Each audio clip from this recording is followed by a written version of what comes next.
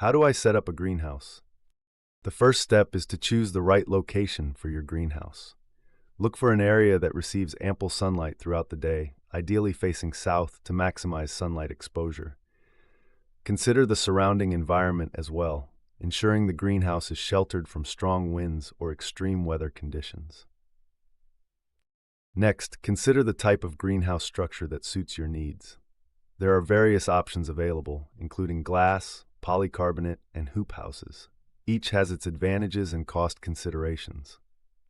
Determine the size of your greenhouse based on the available space and your gardening goals. Proper ventilation is crucial for maintaining a healthy greenhouse environment. Install vents and fans strategically to ensure optimal airflow, preventing excessive heat and humidity buildup. Consider automatic vent openers or thermostatically controlled fans for convenient regulation. To protect your plants from intense sunlight during hot summer months, implement shading systems in your greenhouse. These can be in the form of shade cloths or blinds that can be easily adjusted. Opt for materials that allow some sunlight penetration while reducing the intensity.